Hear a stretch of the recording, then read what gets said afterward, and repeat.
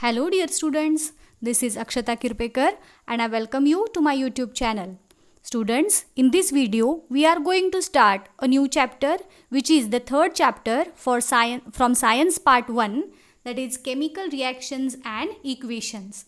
In this video I am going to share some tricks to remember certain points in this chapter. So listen this video very carefully. In this video, we are going to cover certain points like a physical change, chemical change, then chemical equation, steps in writing chemical equation, and the last one is balancing a chemical equation. So, let us see these points one by one. The first point is a physical change. Physical change की ज्याला आपण मराठीमध्ये भौतिक बदल असं म्हणतो.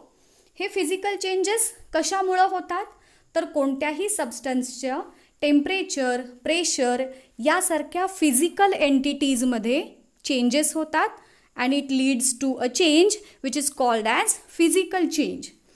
हा physical change हा रिव्हर्सिबल असतो, पुन्हा पुन्हा घडणारा चेंज असतो आणि या चेंजमध्ये मॅटरचं कंपोजिशन हे सेम राहतं, बदलत नाही. For example, conversion of ice into water. बर्फाचं कन्व्हर्जन वॉटरमध्ये होणं हा एक फिजिकल चेंज आहे की जो पुन्हा पुन्हा घडणारा आहे आणि ज्याच्यामध्ये मॅटरचं composition, that is ice suppose वॉटरमध्ये कन्व्हर्ट झाला तर त्याचा कंपोजिशन हे चेंज होत नाही, वॉटर हे वॉटरच राहतं. सो अशा प्रकारचे चेंजेस त्यांना म्हणायचं फिजिकल चेंजेस.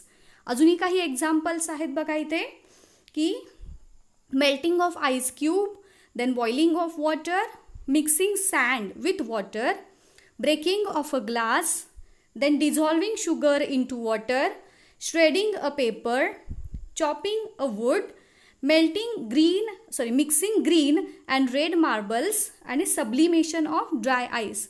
ही काही अजूनही एक्झाम्पल्स आहेत फिजिकल चेंजची. ह्या सगळ्या प्रकारच्या चेंजेस हे रिव्हर्सिबल आहेत आणि याच्यामध्ये ओरिजिनल सबस्टन्सच्या प्रॉपर्टीज ह्या ॲज इट इज राहतात, बदलत नाहीत. So this is about physical change. Now next is chemical change.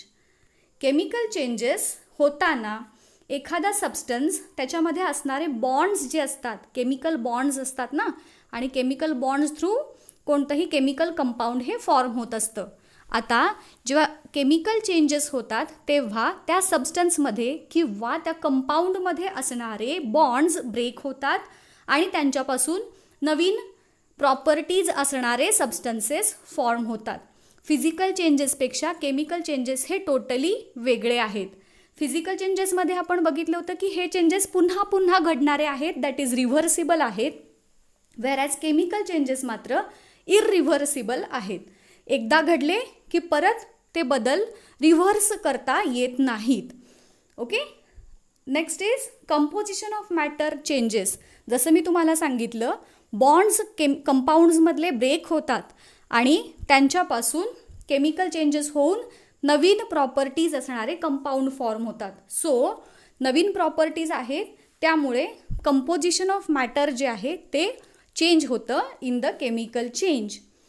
याच्यामध्ये एक्झाम्पल्स बघा, rusting of iron, burning of wood, metabolism, cooking of an egg, baking a cake, electroplating, rotting of banana, vinegar and baking soda, mixture form होणं, fireworks आणि chemical सेलमध्ये होणाऱ्या reactions. ही काही examples आहेत chemical चेंजची. आता इथे बघा, रस्टिंग ऑफ आयर्न ज्याला आपण लोखंडाचं गंजणं असं म्हणतो.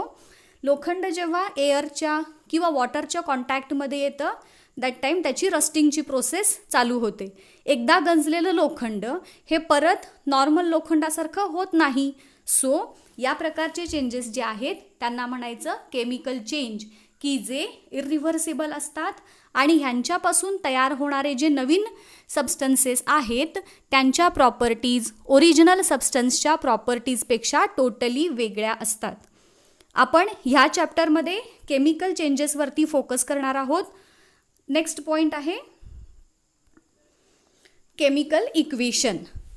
स्टुडंट्स, कोणताही केमिकल चेंज जो आहे तो आपण केमिकल इक्वेशनच्या फॉर्ममध्ये मांडतो. याची बेसिक इन्फॉर्मेशन तुम्ही 8th आणि 9th स्टँडर्डमध्ये बघितलेली आहे. सो एखाद्या केमिकल इक्वेशन लिहिताना त्याच्यामध्ये कोणते कोणते कंपोनंट्स असतात, तर त्याच्यात कोणत्याही केमिकल इक्वेशनचा पहिला कंपोनंट असतो दॅट इज रिॲक्टंट. रिॲक्टंट कुणाला म्हणायचं, तर substances taking part in a chemical reaction, त्याला म्हणायचं रिॲक्टंट. सो रिॲक्टंट हा फर्स्ट कंपोनंट झाला कोणत्याही केमिकल इक्वेशनचा. Next is the newly formed substances जे आहेत त्यांना आपण प्रोडक्ट असं म्हणायचं. रिॲक्टंट्समध्ये केमिकल रिॲक्शन होऊन त्यांच्यापासून नवीन प्रॉपर्टीज असणारे सबस्टन्सेस फॉर्म होतात की ज्यांना प्रॉडक्ट असं म्हणायचं.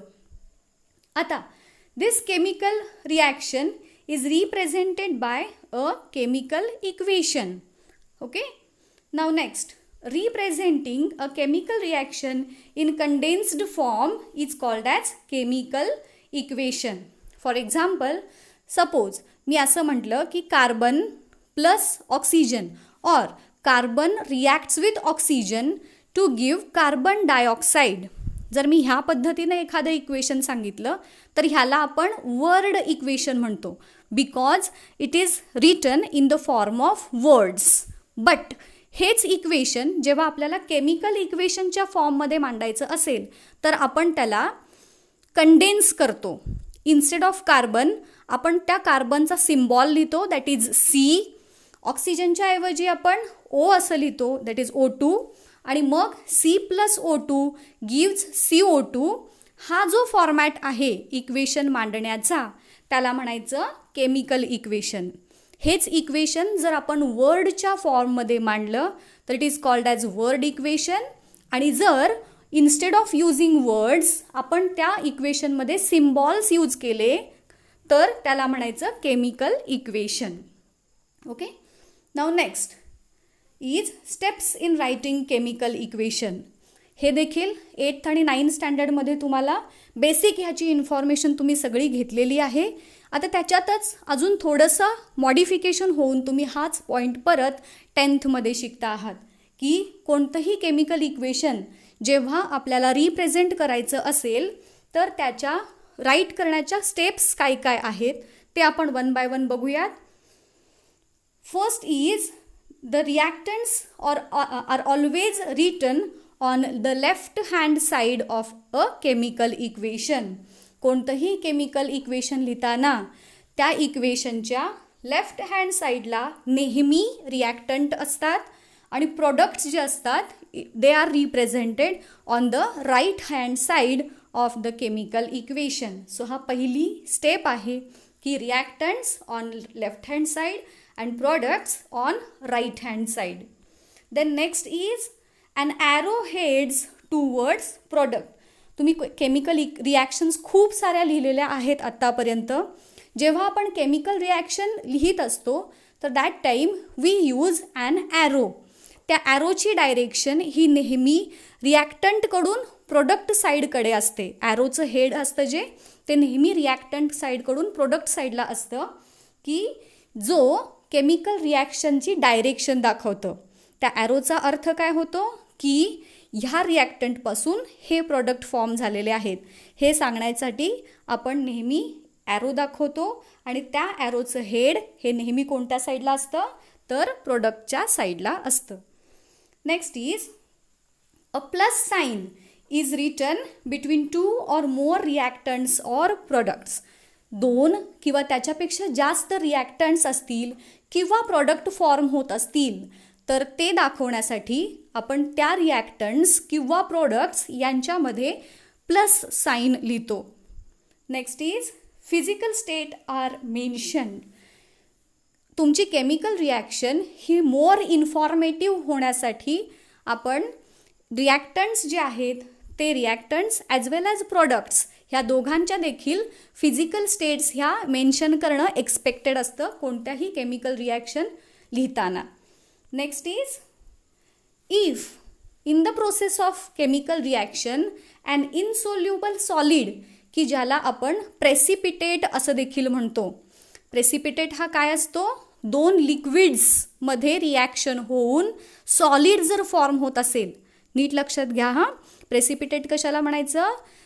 असा सबस्टन्स की जो, असा सॉलिड सबस्टन्स की जो दोन लिक्विडच्या रिॲक्शनमधून फॉर्म झालेला आहे. सो अशा प्रकारचा प्रेसिपिटेट जर तुमच्या केमिकल रिॲक्शनमध्ये फॉर्म होत असेल तर it is represented by a down head arrow. Downward arrow असणारा आपण दाखवतो त्या केमिकल इक्वेशनमध्ये, की ज्याचा अर्थ काय असतो? की precipitate that is solid substance form झालेला आहे. आणि जर तुमच्या केमिकल इक्वेशनमध्ये, केमिकल रिॲक्शनमध्ये गॅशियस प्रोडक्ट फॉर्म झालेला असेल तर it is represented by an upward arrow. Up head असणारा ॲरो, त्याचा यूज करून आपण गॅशियस प्रोडक्टची फॉर्मेशन कोणत्याही केमिकल इक्वेशनमध्ये दाखवत असतो. Next is, if during the process of chemical change, जर तो चेंज होण्यासाठी आपल्याला हीट सप्लाय करायची गरज असेल किंवा करावी लागत असेल तर ते हीट हा जो सिम्बॉल आहे तो ट्रायंगल या सिम्बॉलचा यूज करून दाखवला जातो. जर रिॲक्टंट आणि प्रोडक्ट्स यांच्यामध्ये असणाऱ्या ॲरोवरती अशा प्रकारे ट्रायंगल दाखवला असेल तर त्या ट्रायंगलचा अर्थ काय आहे? की केमिकल रिॲक्शन घडून येण्यासाठी आपण हीट सप्लाय केलेली आहे. आणि तेच जर प्रोडक्ट साईडला हीट असं लिहिलेलं असेल, प्रोडक्टच्या साईडला प्लस आणि हीट असं जर लिहिलेलं असेल तर याचा अर्थ काय होतो? की ह्या केमिकल रिॲक्शनमध्ये हीट रिलीज झालेली आहे. बघा, हीट जर सप्लाय केलेली असेल तर ॲरोवरती आपण ट्रायंगल दाखवतो. आणि जर हीट तयार झालेली असेल, केमिकल रिॲक्शनमध्ये हीट जर इव्हॉल्व झाली असेल तर ते कसं दाखवायचं? प्रोडक्ट साईडला हीट असं लिहून. हे दोन लक्षात आले? Now next, the conditions of reaction are mentioned on arrow.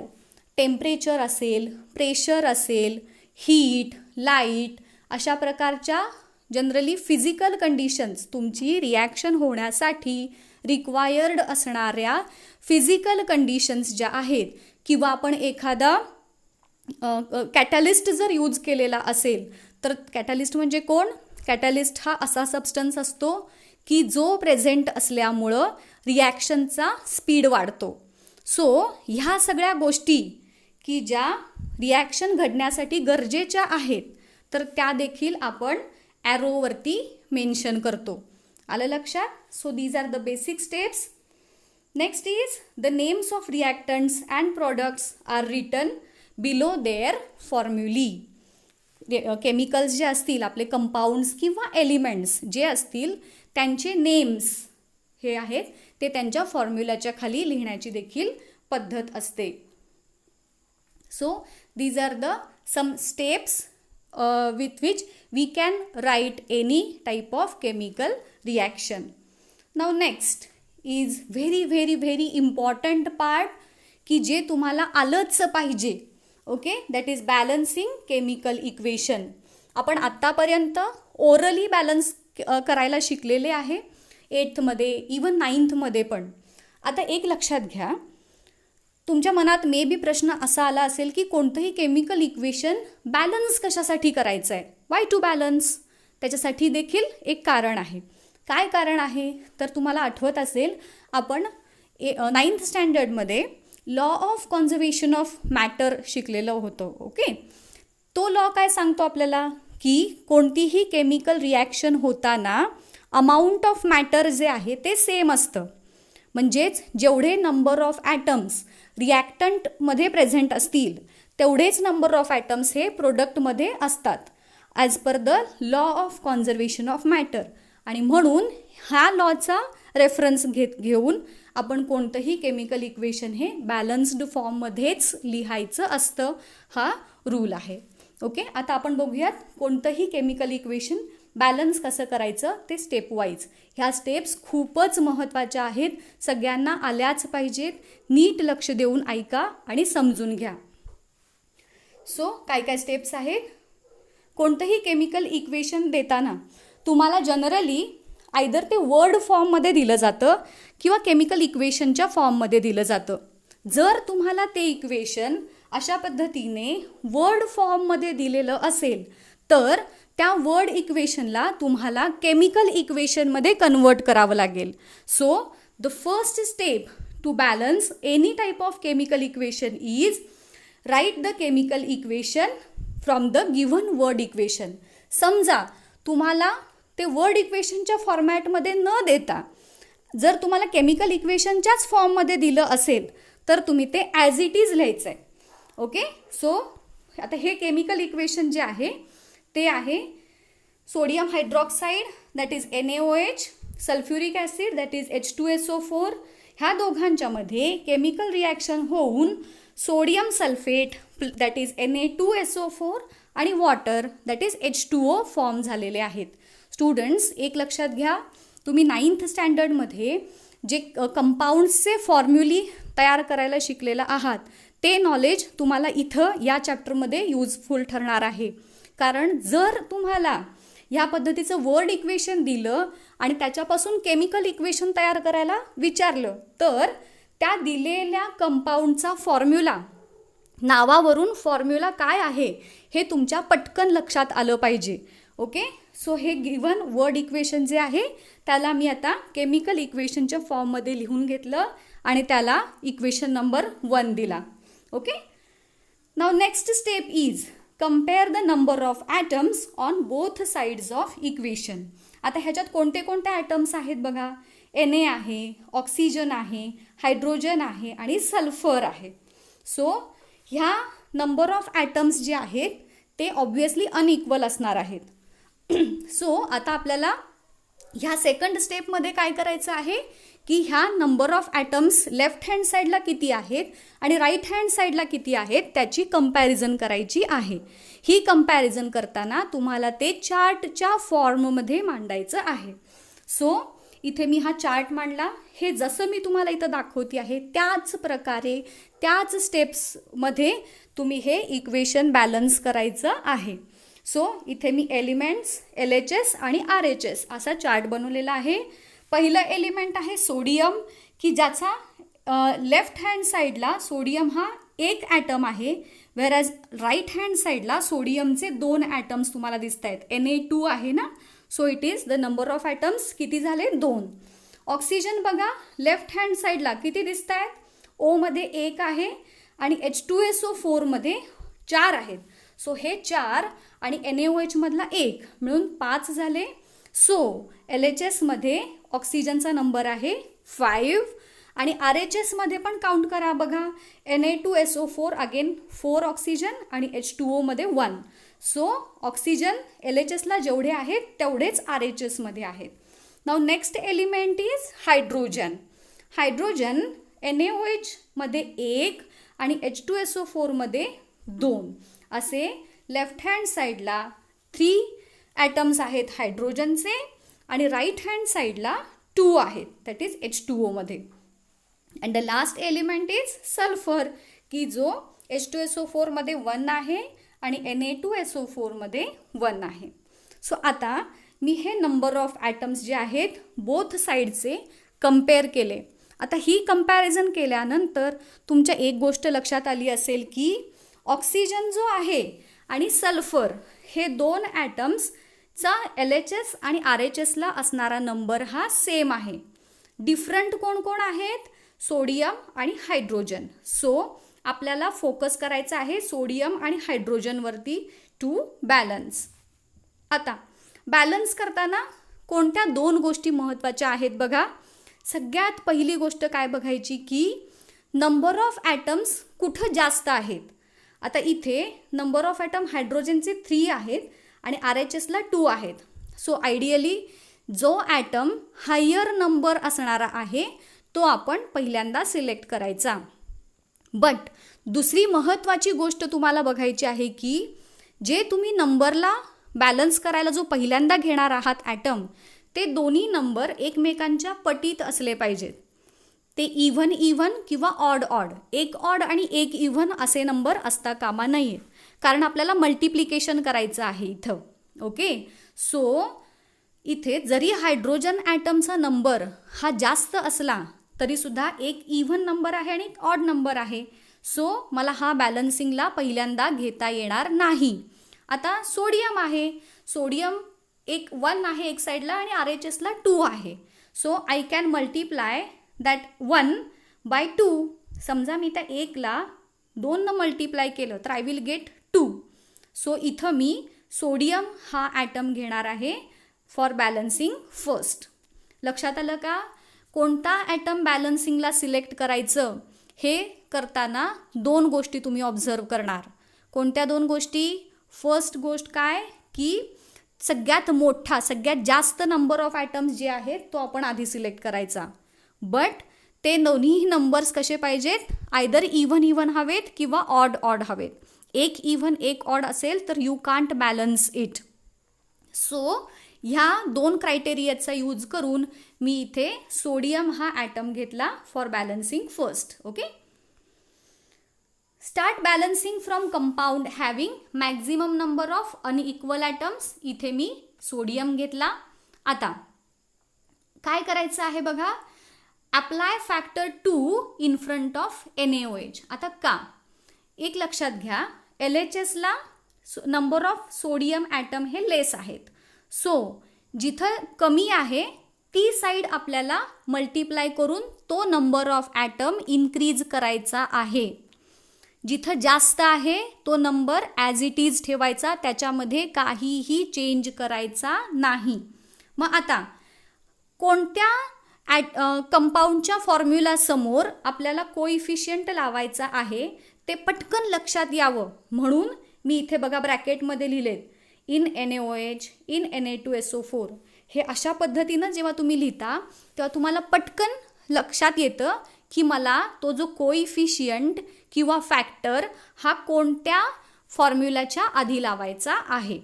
So मी काय केलं, NaOH जो आहे रिॲक्टंट साईडला NaOH जो आहे त्या पूर्ण NaOHच्या फॉर्म्युलाला मी 2 मल्टिप्लाय करणार आहे. So apply factor 2 in front of NaOH. आणि अशा पद्धतीने हा 2 हा फॅक्टर अप्लाय केल्यामुळे माझं इक्वेशन 1 काय होईल? That is 2 NaOH plus H2SO4 gives Na2SO4 plus H2O. आता काय झालं बघा, नीट समजून घ्या. इथं हमखास मुलं चुकतात, हा फॅक्टर लावताना हमखास चुकतात. ते चुकू नये ह्यासाठी नीट ऐका मी काय सांगते. जेव्हा मी हा 2 हा फॅक्टर NaOHच्या फॉर्म्युलाच्या आधी लावलेला आहे याचा अर्थ मी त्या पूर्ण NaOH या फॉर्म्युलाला 2 मल्टिप्लाय केलं आहे. म्हणजेच 2 इंटू Na, 2 इंटू O आणि 2 इंटू H. म्हणजेच आता हा 2 हा फॅक्टर मी NaOHच्या आधी लावल्यामुळे Na ची नंबर आता 2 होईल. Isn't it? 2 Na झाला. तसंच ऑक्सिजन पण इथे 2 होणार आहे हे लक्षात येऊ द्यात. आणि हायड्रोजन पण 2च असणार आहे. सो आता आधी ऑक्सिजनचा नंबर हा बॅलन्स होता, 5 सेम होता. बट आता मात्र काय झालं, इकडे 2 इंटू O झाल्यामुळे रिॲक्टंट साईडला O किती झाले आता? 6 झाले. NaOH मध्ये 2 आणि H2SO4 मध्ये 4. सो 4 आणि हे 2 मिळून रिॲक्टंट साईडला ऑक्सिजन झाले 6 आणि हायड्रोजन किती झाले? NaOH मध्ये 2 आणि H2SO4 मध्ये 2. सो तिथे काय झालं, आता हायड्रोजनचा देखील नंबर चेंज झाला आणि तो किती झाला? 4 झाला. हे लक्षात आलं? नीट समजून घ्या. ओके, आता नेक्स्ट इथंपर्यंत झालं. हे इक्वेशन नंबर 2 मी त्याला नाव दिलं. आता आपल्याला बॅलन्सिंगची पुढच्याच 3rd स्टेपमध्येच आपण सगळे बॅलन्स करत जायचं आहे, हे लक्षात घ्या. आता इथंपर्यंत झाल्यानंतर स्टेप नंबर 4 नाही घ्यायची. सगळं बॅलन्सिंग जे आहे ते आपण 3rd स्टेपमध्येच करणार आहोत. ओके, सो मी आता घेतला next element for balancing. Select करताना काय क्रायटेरिया वापरणार? एक म्हणजे सगळ्यात मॅक्झिमम नंबर असला पाहिजे आणि दुसरे म्हणजे ते इव्हन किंवा ऑड असे नंबर असले पाहिजेत. सो आता इथे मी बॅलन्सिंगला घेणार आहे हायड्रोजन. ओके, आता हायड्रोजनचा नंबर बघा, LHSला लेफ्ट हँड साईडला दॅट इज रिॲक्टंट साईडला आता किती झाला आहे 4 आणि राईट हँड साईडला 2 आहे. ठीक आहे. सो आता मला लेफ्ट हँड साईडला जो 4 आहे तो ॲज इट इज घ्यायचा आहे बॅलन्स करताना, व्हेअर ॲज मी बॅलन्सिंगमध्ये 2 आता 4 आहे ना, मग माझ्याकडे RHSला 2 आहे. सो 2 × 2 केलं की मला 4 मिळणार आहे. म्हणून प्रोडक्ट साईडला 2H कशात आहेत H2O मध्ये. सो H2Oच्या फॉर्म्युल्याच्या आधी मी 2 हा कोइफिशियंट लावणार, म्हणजेच H2Oला 2 मल्टिप्लाय करणार आणि म्हणून माझं इक्वेशन काय होईल आता बघा, जे सेकंड इक्वेशन होतं तेच पुढं करायचं आहे. पहिलं इक्वेशन आता कन्सिडर करायचं नाही कारण आपण ते अर्धवट बॅलन्स केलेलं आहे. आता सेकंड इक्वेशन परत पुढे आपलं बॅलन्स झालं आणि माझं इक्वेशन आता काय बनलं, that is 2NaOH plus H2SO4 gives Na2SO4 plus 2H2O. आता हायड्रोजनचा नंबर 4 4 दोन्हीकडे झाला. ऑक्सिजन बघा, इकडे 4 आहेत, इकडे पण 2 झाले. आता परत ऑक्सिजनचा तुमचा 4 झाले आणि इकडे 2 म्हणजे 6 झाले आणि रिॲक्टंट साईडला पण 6 झाले. सो हायड्रोजन बॅलन्स करताना तुमचा ऑक्सिजनचा ॲटम देखील बॅलन्स झालेला आहे. अशा पद्धतीनं तुम्ही जस्ट तोंडी बघून घ्यायचं एकदा की बॅलन्स झालेत का, नंबर इक्वल झालेत का. जर झालेले असतील तर आपण पुढची स्टेप घ्यायची, जर झालेले नसतील तर पुढचा एलिमेंट घ्यायचा बॅलन्स करण्यासाठी. ह्या तुमच्या स्टेप्स ह्या सगळ्या थर्ड स्टेपमध्येच येतील. बॅलन्सिंग आपण कंपल्सरी थर्ड स्टेपमध्येच करतोय. सो आता इक्वेशन बॅलन्स आहे का बघूयात. परत मगाच्यासारखा चार्ट बनवायचा. एलिमेंट्स LHS आणि RHS, सगळे एलिमेंट्स घेतले LHSला आणि RHSला. जर तुम्ही कम्पेअर केलं तर सगळे एलिमेंट्सचा नंबर हा दोन्हीकडे सेम आहे. ज्या वेळेस एलिमेंटचा नंबर LHS आणि RHSला सेम असतो, दॅट इज रिॲक्टंट साईडला जेवढे एलिमेंट्स आहेत तेवढेच एलिमेंट्स जर राईट हँड साईडला दॅट इज प्रोडक्ट साईडला असतील तर ते इक्वेशन बॅलन्स्ड इक्वेशन आहे असं आपण म्हणतो. सो आता इथे आपल्याला दोन्हीकडे नंबर ऑफ ॲटम्स हे सेम मिळालेले आहेत. मग आता हे इक्वेशन बॅलन्स झालं. बॅलन्स झाल्यानंतरची मग पुढची स्टेप येते, दॅट इज फोर्थ स्टेप, की write the final balanced equation. आणि फायनल बॅलन्स्ड इक्वेशन लिहिताना मगाशी सांगितल्याप्रमाणे रिॲक्टंट्स आणि प्रॉडक्ट्सच्या फिजिकल स्टेट्स हे लिहिणं एक्सपेक्टेड असतं. सो माझी रिॲक्शन बॅलन्स्ड काय झाली, 2NaOH सॉलिड आहे ते, H2SO4 जे लिक्विड आहे, त्याच्यापासून Na2SO4 दॅट इज लिक्विड आणि H2O that is again liquid फॉर्ममधला सबस्टन्स जे आहे ते फॉर्म झाले. आता हे कसं लक्षात ठेवायचं, तर ह्याच्यासाठी तुमचं जनरल नॉलेज जे आहे केमिस्ट्रीमधलं ते चांगलं असणं गरजेचं आहे. कोणता सबस्टन्स सॉलिड फॉर्ममध्ये, कोणता सबस्टन्स लिक्विड फॉर्ममध्ये असतो हे एक तुम्हाला जेव्हा माहिती असतं तर तेव्हा तुम्ही ह्या फिजिकल स्टेट्स ह्या इझिली लिहू शकता. सो त्यासाठी तुमचं बेसिक नॉलेज जे आहे केमिस्ट्रीचं ते चांगलं असणं गरजेचं आहे. Okay, so this is about balancing chemical equation. Hope तुम्हाला सगळे पॉईंट्स व्यवस्थित समजलेले आहेत. नसेल समजलं तर पुन्हा एकदा व्यवस्थित शांत डोक्यानं ऐका, कारण हा पॉईंट जो आहे तो खूप खूप खूप महत्त्वाचा आहे. एक्झाममध्ये तुम्हाला ह्याच्यावरती हमखास प्रश्न विचारले जातात. Okay, so this is all about balancing chemical equation.